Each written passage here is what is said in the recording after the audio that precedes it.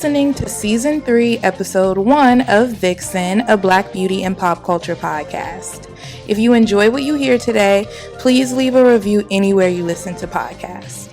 Today's episode is on platinum-selling girl group Blaque. Now, let's start the show.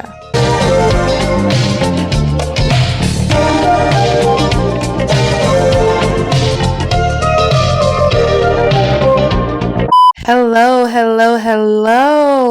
Welcome back to Vixen, you guys. It has been 5 or 6 weeks since the finale episode of Season 2, and I am finally back for Season 3.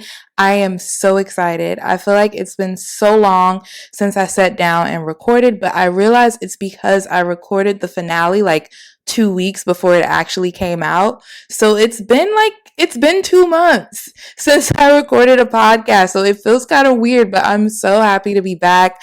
I hope you guys had a wonderful Black History Month. By the time you guys hear this, Black History Month is going to sadly be over. I was kind of mad that my podcast break fell during Black History Month. I was going to change it, but it was too late. Because I definitely would have loved to have been putting out episodes. I did get a chance to do a lot of Instagram content. So if you missed it, go check out my Instagram at the Vixen Memoirs. So yeah, it would have been great to have the podcast up and running during Black History Month, but I'm glad to be back. I hope you guys had a great Black History Month. When you guys hear this, I'm going to put this episode out on March 2nd. I was going to do it on March 3rd, but that was the day that my book club members picked for our book club discussion. So I decided I'll release the episode for the week a day earlier so that the 3rd we can just, do our book club meeting. So if you guys listen to this on the 2nd when it comes out, make sure that you get on Instagram Live with me at 9 p.m. Eastern Standard Time on March 3rd for the book club meeting. Yes, the book club started while the podcast was on hiatus. So by the time you guys hear this, we will be finished with our very first book. Our February book was It's No Secret by Carmen Bryan. It was very, very juicy, a hip hop memoir, kind of similar to Corinne Steffen's book. So it was very good. We also started a group chat to talk about it in between time. So if you guys want to be a part of the book club, go ahead and go to the website, thevixenmemoirs.com. It'll be in the show notes as well. Go ahead and sign up, name and email, and confirm the subscription, and you will be a part of the club. You want to hurry up though, because we're going to be starting our March book very, very soon. So make sure you join. And yeah. I think that's the only announcements I had. That's the only new things that I had to say. So why don't we go ahead and get into the episode? I missed you guys. Okay, let's go. So I wanted to do this episode for quite a while. I always think about this group when I think of girl groups, but I noticed just from talking to my friends while I was writing this episode, a lot of people do not think about Blaque when they think about girl groups. And I think it's because their kind of superstardom did not last for very long. It was just a couple of years. And it also, there were a lot of other girl groups out at the time. So I was like, it's even more important that I do this episode to tell their story, because I always think about them and I find them to be a really big inspiration. So I definitely want to give the girls their flowers. But all right, let's get into the episode. Natina Reed was born on October 28th, 1980 in Queens to Tamara Goodridge and Paul Reed. The family packed up and moved to Atlanta, Georgia in 1984. As a child, Natina was super talented, so she was in the choir, she was in the drama ministry at her father's church, and she also wrote songs and jingles on the side, which I did not know about her. So she had started doing that very, very young, and one of the jingles she wrote actually was purchased by Sprite. She also modeled for Macy's and Bloomingdale's, and she was also in a hot dog commercial around this time. Shamari Fears, Fears is her maiden name, we know her as Shamari DeVoe now, was born on February 22nd, 1980 in Detroit, Michigan. Much like Natina, Shamari was also a talented child. She had been singing since she was 3 years old, and her family moved to Atlanta at some point as well.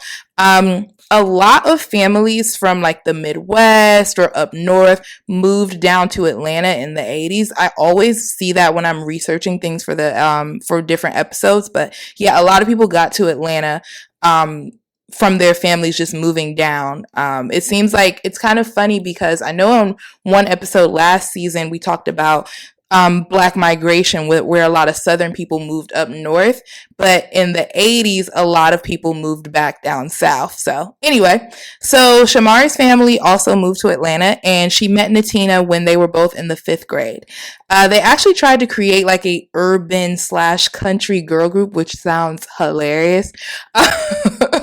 It's really cute. And I mean, when knowing their style now, or like how their style was when they become Black, it kind of makes sense. I feel like they were always a little bit ahead of the curve, so I could see them doing something like that. But the girls were fast friends, obviously, and they went to school together all the way to high school. Brandy Williams was born on October 5th, 1982, also in Detroit, Michigan, and her family also moved to Atlanta. When she was 10 years old, she met 12-year-old Shamari at a talent show, and the two of them became friends as well. Now, at this time, it gets confusing here. Shamari was in a group at this time called Intrigue, and Intrigue had actually got a deal with Elektra Records. I'm not sure if they were shelved or what exactly happened with that, but I don't think they were doing anything with them at the time. I know sometimes with music groups, like when they get signed when they're young, they will, record labels will put them in development or just kind of keep them on the side until they get older. Because then when they're older, they kind of know more of like what to do with them. So I feel like that's probably what happened with this group, but I'm not sure. So when she was about 16, Natina had come up with the concept for the group Blaque. She was still doing jingles when she met Ronald Lopez, who is the brother of Lisa Left Eye Lopez. And Ronald then introduced her to his sister, Lisa. Lisa was impressed with Natina's writing skills off the bat, so she helped her sharpen her skills a little bit more, helped her build her confidence, things like that. Then Natina actually became the official writer for TLC, which is crazy. She wasn't even 18 yet. After working with Lisa for a bit, Natina goes to Shamari and she's like, hey, I have this idea for a singing group. And Shamari was like, okay, cool, I'm down. And she ended up leaving Intrigue, I guess because they weren't doing anything at the time, so it probably didn't even really matter much to her. So she leaves Intrigue to join Blaque, and then she brought in Brandy, who was 14 at the time. And the girls practiced together. Natina wrote some songs for them, and then they ended up meeting up with Left Eye to get her opinion. So all of the songs that Blaque sang for Left Eye were written by Natina, who we now know was already a published songwriter by the time the group came about. Brandy had this to say about Natina's songwriting abilities. She was Blaque's first writer. The songs we sang on our demo to get our deal with Sony Music were songs that Natina wrote. She was our first writer, and she had always had this vision for Blaque musically and also fashion-wise. She was definitely a creative. Her mind was going so fast. She was just brilliant, really. The things that I've read about Natina, it really, really makes sense how close her and Left Eye end up being because they seem very, very similar. I'm sure you guys all know the story with TLC, and like what Left Eye was for the group and her impact on the group. And Natina is basically to Blaque as Lisa was to TLC. She's like the songwriter, the creative director, the rapper, all that good stuff. So them hitting it off really, really makes sense to me. So Left Eye loved the girls as a group, and she decided to sign them to her production company called Left Eye Productions, and then she flew them to New York for a meeting at Columbia Records, and they were then introduced to Tommy Mottola. So Tommy Mottola is a famous music executive, and he was the CEO of Sony at the time, and Sony is Columbia Records' parent company. So within days, the girls were signed. He loved them. And then they came up with the name for the group. So originally, the name of the group was going to be Black Ivory, but they decided to shorten it to Blaque, I believe because somebody was already calling themselves Black Ivory stateside. So in America, someone was already using that name.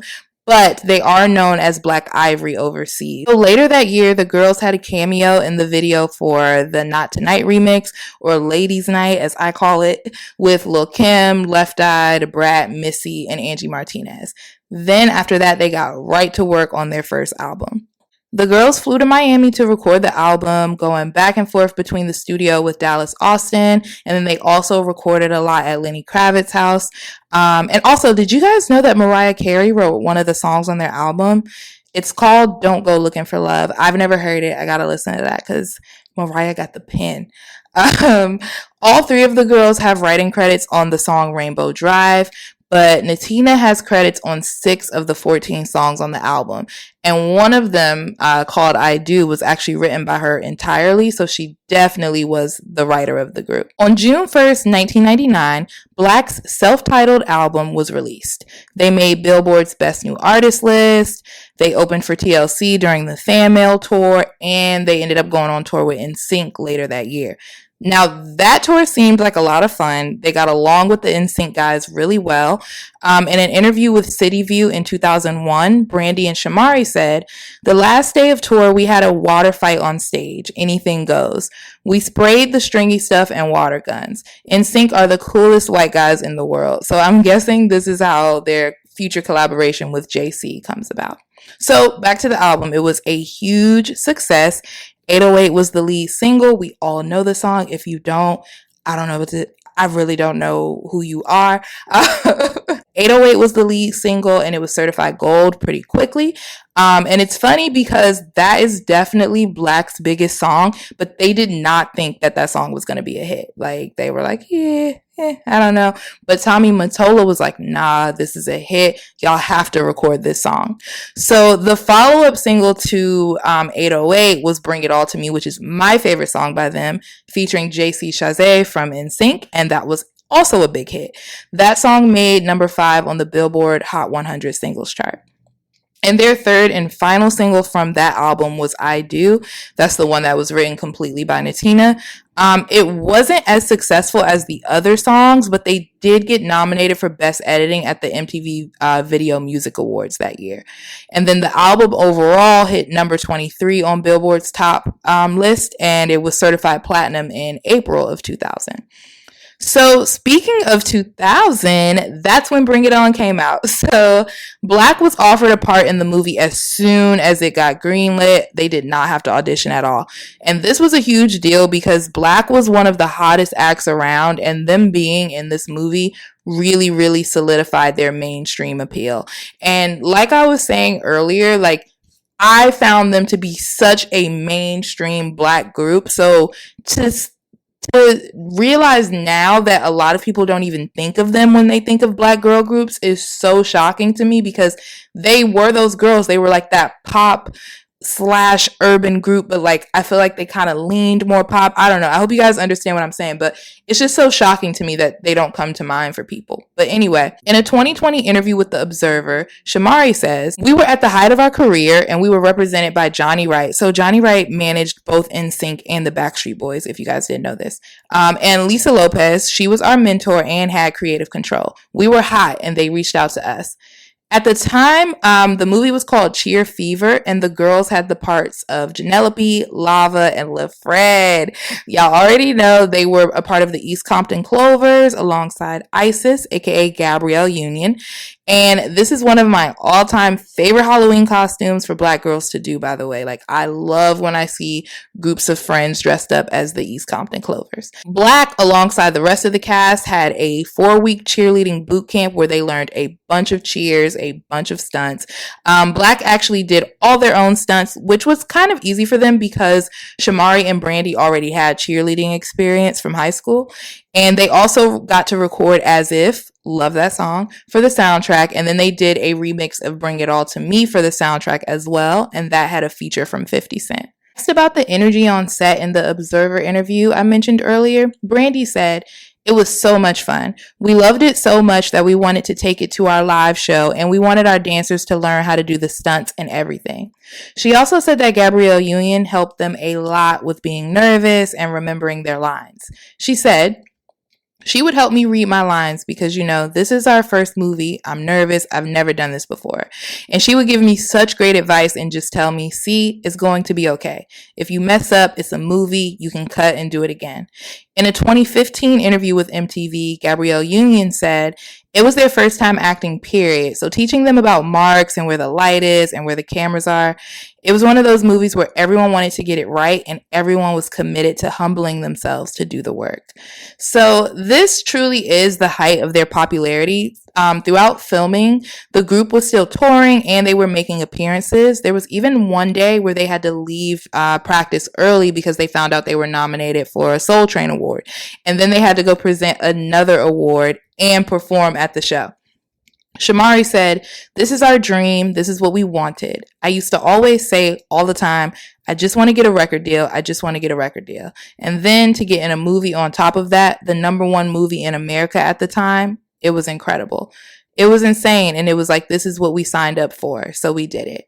So like I mentioned, Bring It On really did secure the group's mainstream appeal. They were definitely on top of the world at this time, but it did not last very long.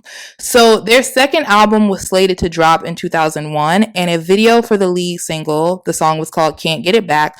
They shot it and it was ready to go. However, the album was shelved for some reason, and then the girls were mysteriously dropped from the label. The album got leaked a little while after this, and the lead single went to British girl group Mystique instead. Now, I don't remember this specific instance, but do you guys remember how a song would get released? It would usually be like an underground hit, and then a more mainstream or an upcoming artist would get the song, and we would just like never acknowledge that it used to be somebody else's song. So I always thought that was weird. I remember that happening a lot on MySpace. I can think of a lot of examples of that. Definitely with Drake and Jamie Foxx, Fall For Your Type, a couple other ones. Like, I guess sometimes it was just like the demo got leaked or the person would sell it to someone else. It was a lot. But anyway, things pretty much completely stalled for Blaque at this time. I have no idea why they were randomly dropped. And I couldn't really find anything on what happened. It was just like, all of a sudden, the label just stopped messing with them. So Natina started dating rapper Corrupt, and the two became engaged. They planned to get married in spring 2001, but ended up rescheduling it because of work conflicts. Foxy Brown, the rapper, also used to be engaged to Corrupt before Natina, and she actually dissed her on her song 730. So here are the lyrics. "Man, some hoes is always yakking like I can't make it happen. Like they don't know my cash, like they don't know my past, especially pop star bitches with the soft image. So what, I ain't with him, bitch. He's off limits. Be where I always be. See who I choose to see. Although we're not together, his heart belonged to me. See, at times I think y'all bitches be confusing me. Like I'm something sweet. Shorty, I'm still street. You're not on my level and I won't stoop. And I'm not the one that got you kicked out your own group. Chicks be always thinking that I'ma let it ride. I might not kill you, but I'll hurt you till you dead inside. Third album and you still want to test Brown. I'm so hood, bitches know how Boogie get down. It could be real drama. It's still the ill nana. There ain't a bitch wilder. Any beef holla." Wow. Okay, y'all. I was trying to put my rapper voice on for y'all, but like I can't do it. But that's just a lot. But anyway, to be fair, the part where Foxy says Natina got kicked out of the group, that wasn't true. She just was on hiatus, Natina, because of her pregnancy. The group was still doing appearances without her. So MTV News asked Natina what she thought about the song, and she said, "You can't chase something that doesn't chase you back, period." She kind of cleared Foxy with that. But anyway, "I don't spend a lot of time thinking about what people think about me. It's petty. It's like people never grow up in this game. You watch Biggie and all that shit he and Pac went through, and people still don't get the message. They still want to start wars and create fires." So I've already kind of mentioned that she was pregnant at the time. So around the time the group was working on the shelved second album, that is when Natina got pregnant. She said that this played a part in what happened with the second album because the label was uncertain about the future of the group. So that makes a lot of sense. It's like one person is pregnant. Mind you, they were relatively young at this time. But I kind of feel like it shouldn't have been a big deal. But when you do think about how Blaque was being portrayed, a lot of you guys may not remember. But Blaque definitely was being marketed to us as like pop princesses. And then with Bring It On and then their alignment with NSYNC, I guess they just felt like Blaque didn't fit with that image anymore. So the label was not supportive of at all of Natina's pregnancy, but Lisa was. She was very supportive. Natina actually lived with Lisa for 3 months of her pregnancy. So unfortunately, another sad event was going to happen during what should have been a happy time. This one was a tragedy. On April 25th, 2002, Lisa Left Eye Lopez passed away from a car accident in Roma, Honduras. Lisa was the driver and she lost control of the wheel, and the car veered off the road and turned over quite a few times. Of course, Blaque was devastated by this loss. They lost their mentor, their biggest supporter, and one of the only people who really, really advocated for them and went hard for them. In an interview with The Guardian in 2019, Shamari said, "I definitely felt let down by the industry. There was a point where I lost my passion to ever want to sing again." In that same interview, Brandy said, "Lisa was so much to us. She was a true friend, a big sister, a mother figure. For us to lose her at such an early time in our career was just a devastating blow." And Natina, who of course was super close to Left Eye and was living with her at the time, said this about Lisa in the BET Tonight tribute special to her. "Lisa was the most kind person on this earth. She had a lot of questions about life. She was very curious, like a child. She was innocent. She never understood certain things, and she had a lot of questions that were unanswered.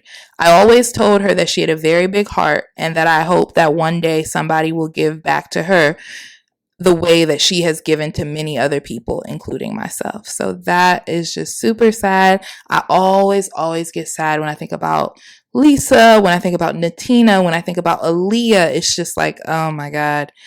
So in 2002, Natina gave birth to a son named Tren.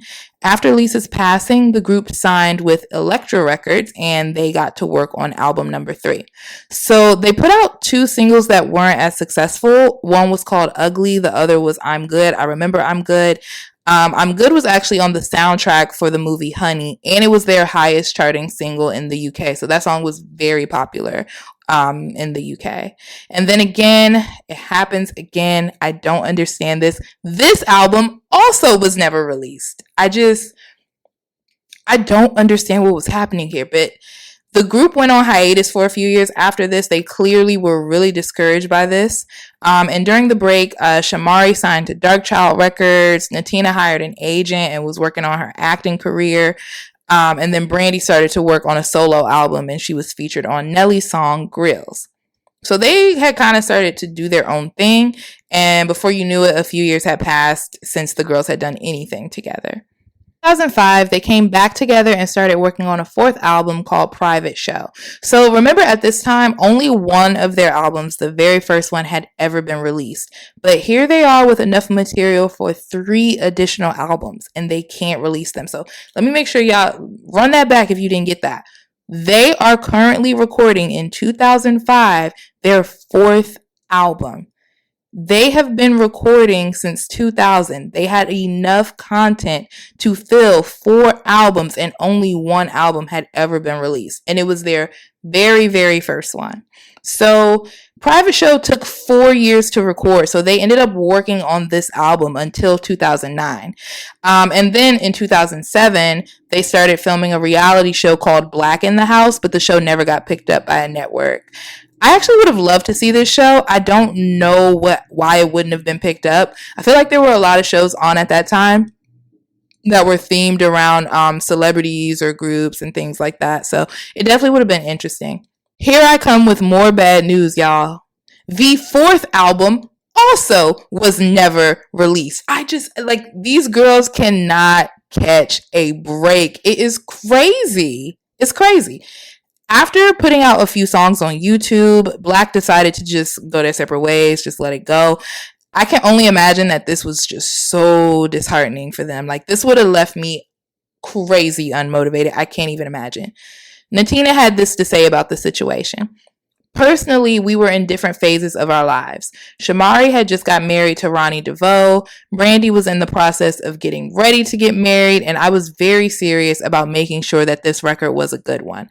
I guess when you personally need that time, when you just get married, some people need personal time. That's where it was for us. We had so many different areas in our lives that were personally affecting us. We needed to take a hiatus, and everybody needed to just handle their personal lives and handle business, because what people don't realize is that we've been in this music business since we were 15 years old. We were babies when we started this, and we didn't get a chance and opportunity to really live our personal lives. It wasn't directly something that we planned. It was something where we just said, okay, we need to take a hiatus for a second and breathe, and then we'll come back to it.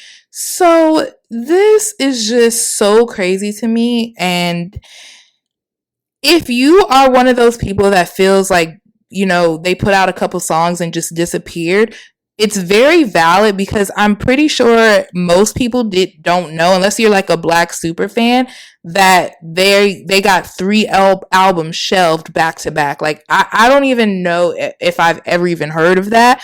I think that's absolutely crazy. And it sucks because nobody ever got to see like their progression from being teenagers into being young women and then grown women, Nobody ever got to see that. They didn't get to have that transition, like how Destiny Child, we saw them as like teens, and then we saw them young adults, and now we get to see them together as grown-ass women. It just kind of sucks that they were robbed of that. So the group went on another rather long hiatus, and Blackout, which was the name of their second album, was released to iTunes in 2007, but was taken down shortly after. And then it was supposed to be released as an iTunes exclusive in 2008, but this never happened. So I think when it showed up on iTunes randomly in 2007, somebody probably leaked it, and then, Apple don't play, so they took it down. But then whatever deal they worked out with iTunes fell through. So then in 2001, it came back out onto iTunes. And the reason why this whole album thing was so shifty with this specific album was because the rights to this album, Blackout, and the third album, which was called Torch, are owned by Matthew Knowles. Yes, Beyonce's daddy. So for some reason, Matthew Knowles owns the rights to Blackout and Torch, their second and third albums. And he's just always doing something, right? So Matthew Knowles had briefly managed Blaque at one point, so that's how he got them. But I think that actually happened after the second and third albums were recorded. I don't know much about the music business, but if you do, feel free to enlighten me. Like, how does he become the owner of those? Doesn't make sense to me. But anyway, so the girls did not reunite until their performance at the 2012 Left Eye Music Festival in Decatur, Georgia.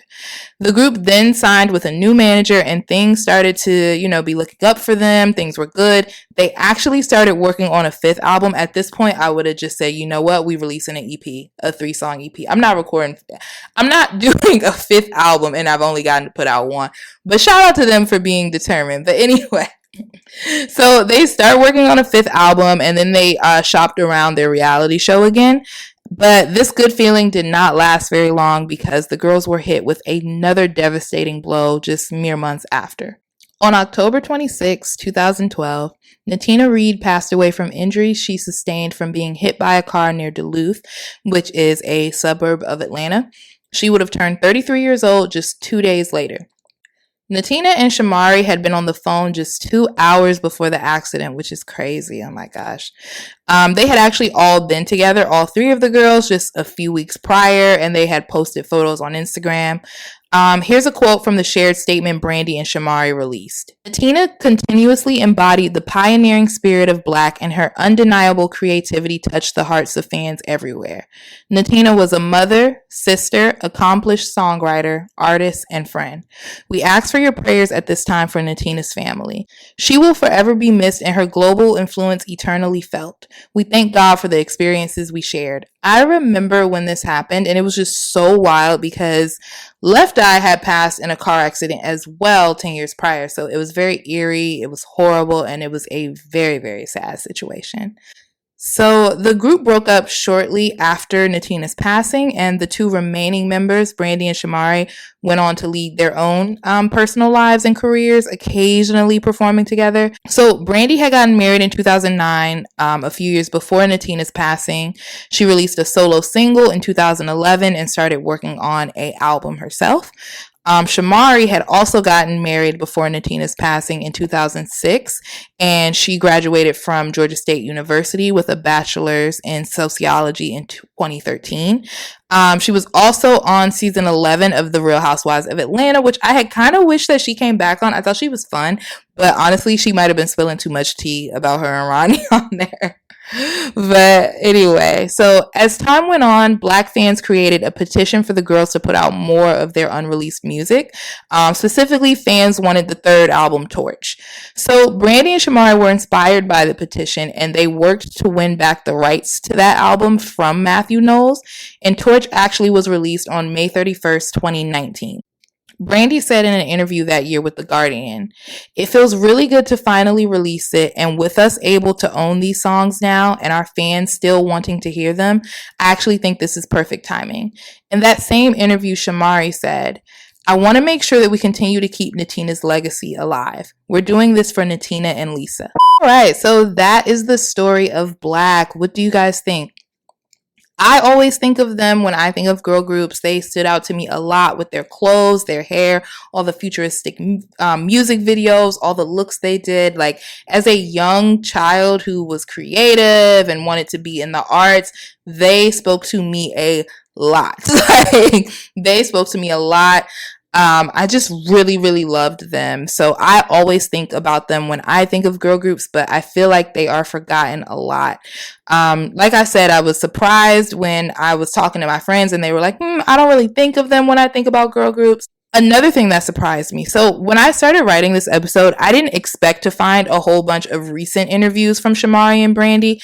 Definitely not Brandy. I figured that most recent interviews of Shamari were definitely going to be about Real Housewives, which I was correct on.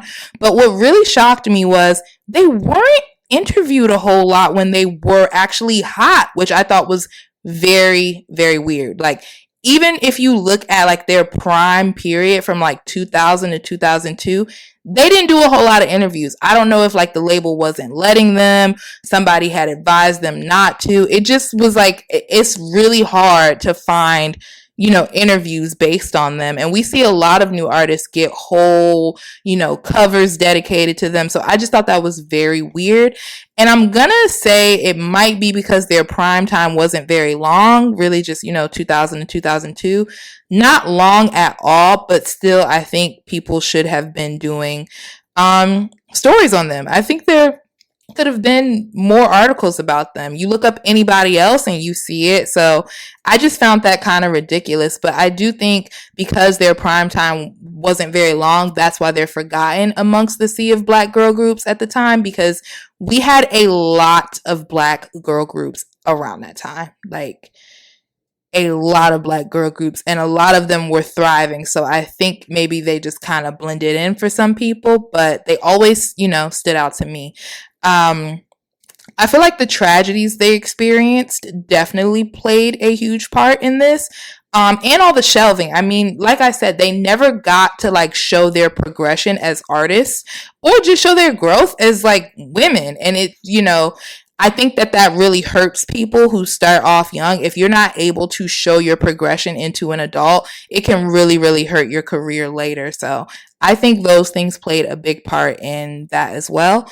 What do you guys think? Do you guys think that them being presented as pop girls hurt them? Did it help them? Like, do you think they should have been marketed as more urban? Would that have even worked for them? Would an urban market even love them as much as the pop market did? Or do you guys think it was just bad business? Just bad business deals, poor management? Like, what do you guys think it was with Blaque? And also, what other girl groups do you guys want me to do stories on? I have a lot in my head, a lot that don't get talked about often, but I'll do people who are talked about often too. But let me know. Feel free to email me at VIXENPODCAST@gmail.com. You can DM me or send me a comment on Instagram at the Vixen Memoirs, and I will be back next week with an all new episode. I'm so happy to be back. Thanks for listening, y'all. See y'all next week. Thank you for listening to Vixen. If you liked today's episode, don't forget to leave us a review. If you have a submission, feel free to email VIXENPODCAST@gmail.com. We will be back on March 3rd, 2021 with an all new episode.